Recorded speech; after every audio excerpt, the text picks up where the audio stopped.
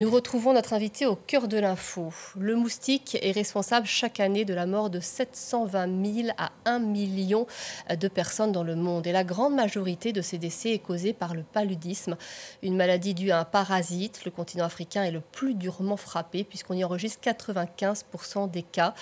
Des chiffres vertigineux qui ne connaissent aucune amélioration. Au contraire, avec le démantèlement de l'aide au développement américaine, on craint une reprise de la maladie et la multiplication de poches de résistance. Des ONG se mobilisent pour que les gouvernements africains se réapproprient leur politique de santé publique et c'est l'un des objectifs de l'ONG de notre invitée, Olivia Ngou. Bonsoir, vous êtes directrice exécutive d'Impact Santé Afrique.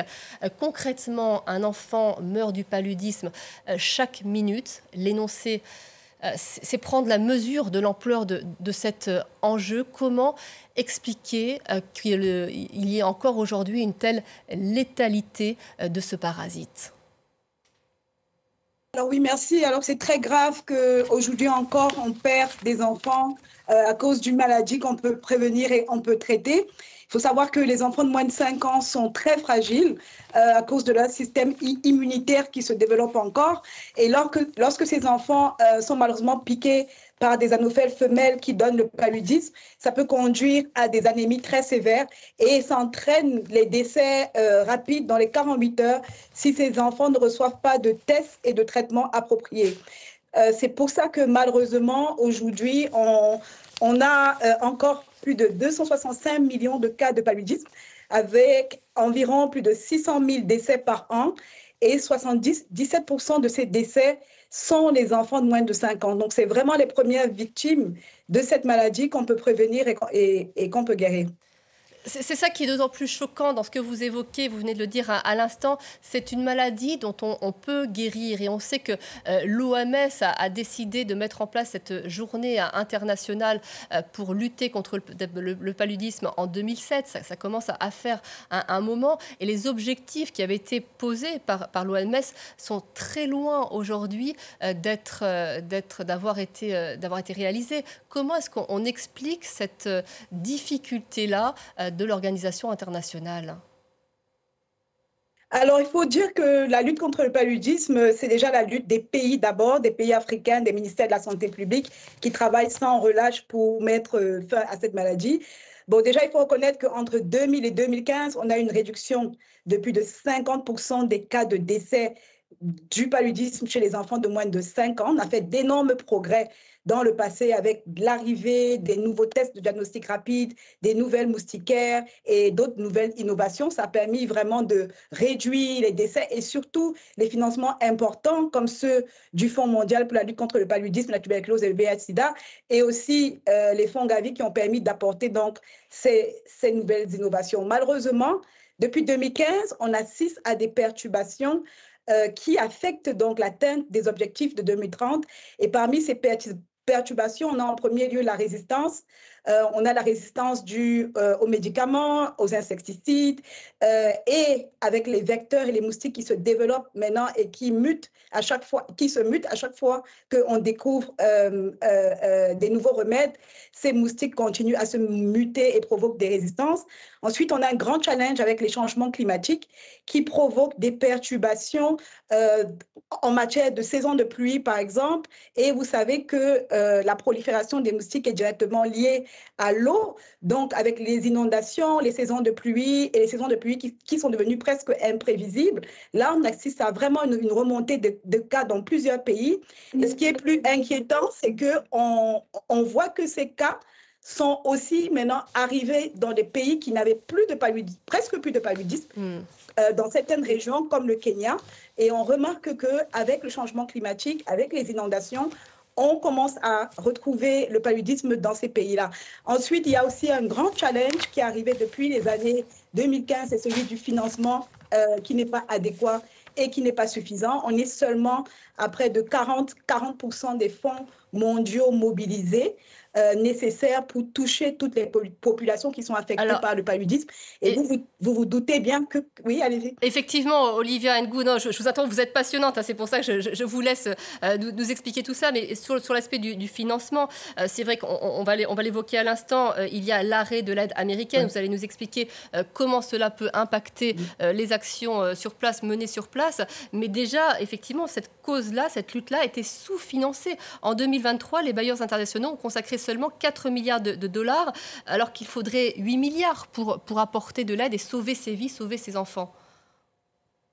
Exactement. Et le plus dangereux ou le plus triste, c'est qu'on a les solutions, mais on n'arrive pas à atteindre toutes les populations. Les solutions ne sont pas encore assez répandues et assez déployées là où il faut. Je vous prends l'exemple, par exemple, des nouveaux vaccins. On a eu l'innovation l'année dernière avec des nouveaux premiers vaccins historiques de lutte contre le paludisme, mais ces vaccins ne sont déployés que dans certains districts. Tous les enfants de moins de 5 ans en Afrique ne sont pas encore touchés par ces vaccins par faute de financement. Donc, d'un côté, on a les outils, on a les solutions.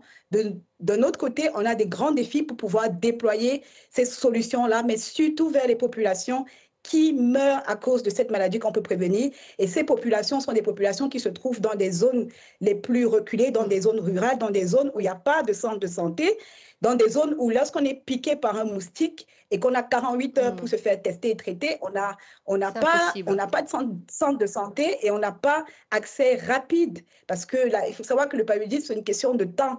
On joue avec le temps, on n'a que 48 heures pour rapidement trouver un traitement, se faire traiter de manière efficace. Et dans ces zones-là où on n'a pas ces médicaments, ou des fois même, on n'a même pas les moyens pour pouvoir financer un traitement de paludisme grave, eh bien, on va malheureusement perdre des enfants inutilement. D'où l'importance à ce moment-là que les gouvernements des pays concernés, les gouvernements africains, prennent le relais et soient présents et mettent en place un maillage qui n'est pas le seul ressort des ONG ou des associations. Oui, exactement. Donc, les gouvernements ont vraiment de grands rôles à jouer. Je veux commencer par les gouvernements africains. Nos gouvernements doivent absolument augmenter désormais le financement alloué à la santé. On le dit depuis 2001, depuis la déclaration d'Abuja qui demandait au gouvernement africain d'allouer 15% de leur budget à la santé. Dans la plupart des pays, on est malheureusement à moins de 5%. Donc, il est vraiment temps que cette augmentation soit réelle d'allocation budgétaire allouée à la santé pour la lutte contre le paludisme, mais pour tout le système de santé, toutes les réformes qui vont concerner même le personnel de santé, qu'on s'assure vraiment qu'on investit suffisamment de moyens dans la santé. Et en plus de cela, nos gouvernements peuvent aussi jouer un grand rôle pour accélérer déjà la prévention, l'utilisation des outils efficaces, parce que comme je l'ai rappelé, on a les outils qui sont efficaces. Maintenant, il faut s'assurer que les populations les utilisent et il faut mettre beaucoup de moyens dans les programmes de sensibilisation, d'éducation pour utiliser déjà des outils qui sont efficaces et mettre vraiment l'accent sur la prévention. Et un autre pan, c'est aussi se débarrasser et mettre l'accent en fait sur la destruction des causes du paludisme et s'attaquer aux causes profondes de ces moustiques-là, anophèles femelles qui se développent. Aller maintenant creuser pour étendre des programmes qui vont permettre de s'attaquer aux gîtes larvaires, de remettre les pulvérisations intradomiciliaires, de vraiment mettre en place des programmes qui vont s'attaquer à la cause même du paludisme. Et ces programmes environnementaux nécessitent forcément la participation de plusieurs ministères et plusieurs secteurs. Alors, la lutte contre le paludisme ne peut pas être juste le problème du ministère de la Santé. Le ministère de l'Environnement et l'Habitat, l'éducation, l'agriculture doivent s'y mettre pour qu'on puisse définitivement mettre fin à cette maladie. Il faut une synergie effectivement des différents ministères. Ce que l'on comprend aussi, c'est que ce n'est pas qu'une lutte africaine. Ce n'est pas circonscrit et dans ce que vous disiez tout à l'heure justement, il y a des poches de résistance qui se mettent en place. Donc ça nous concerne tous aujourd'hui. Oui, oui. Alors bien que 90% des cas de paludisme se retrouvent dans un continent qui est l'Afrique, il faut savoir que la lutte contre le paludisme ne doit pas juste être un problème africain ou une lutte africaine, parce que malheureusement, les moustiques n'ont pas de frontières et on assiste à une propagation de la résistance. Si on ne peut pas maintenir et vraiment adresser la riposte paludisme en Afrique de manière efficace, on va se retrouver dans quelques années à avoir des résistances, à avoir des moustiques qui pourront donner le paludisme à des personnes et on n'aura pas de traitement efficace pour cette maladie-là.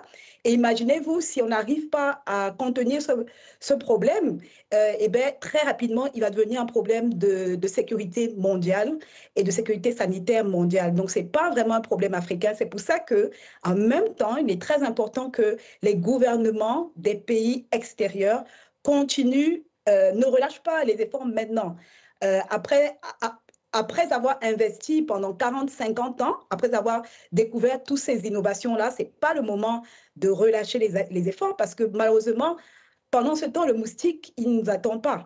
Il va se développer, il va se muter, il va devenir plus résistant et on risque de se retrouver avec une maladie pour laquelle on n'aura pas de traitement du tout. On entend, Olivia Ngou, votre mobilisation, votre détermination. On voit bien à quel point vous vous appuyez sur cette communauté, vous êtes impliqué auprès de ces communautés. Comment réagissent les politiques que vous interpellez? Est-ce qu'ils répondent à votre appel? Alors, de manière très surprenante, les leaders politiques avec lesquels on travaille répondent très favorablement une fois qu'on leur donne des informations clés, parce qu'on s'est rendu compte qu'ils n'avaient pas vraiment beaucoup d'informations. Beaucoup pensaient qu'avec l'arrivée des vaccins, avec l'arrivée des moustiquaires, le paludisme, c'était une maladie déjà presque du passé. Et lorsqu'on leur donne des évidences venant du secteur de la recherche, qui sont très, très, très alarmantes sur les résistances, sur les nouveaux vecteurs même qui sont en train de se développer, comme la nouvelle Stephen 6 qui commence à piquer en milieu urbain et pour lequel on n'a pas encore de traitement, lorsqu'on remarque déjà, lorsqu'on leur donne les informations clés, alors ces leaders commencent à nous écouter et commencent à vouloir absolument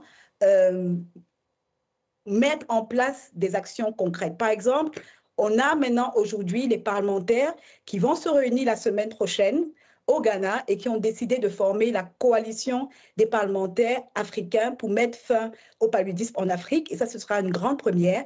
Et un de leurs objectifs, ce sera justement d'assurer l'augmentation de la mobilisation des fonds domestiques et ensuite assurer maintenant qu'il y ait des écosystèmes africains favorables à des solutions locales pour la lutte contre le paludisme, mais aussi à s'assurer que les solutions actuelles, telles que la nouvelle moustiquaire imprégnée à double insecticide, les nouveaux vaccins, les nouveaux traitements, que ces nouvelles innovations soient déployées vers les populations qui en ont besoin. Je vous remercie beaucoup, Olivia Ngou. Je rappelle que vous êtes directrice exécutive d'Impact Santé Afrique. Merci pour vos actions, votre détermination, pour la parole que vous portez pour ces populations, pour que ces enfants, ces femmes et ces hommes ne soient pas des statistiques, mais qu'ils puissent être sauvés. On comprend l'importance de ces journées aussi pour mobiliser les acteurs qui travaillent sur le sujet. Merci à vous.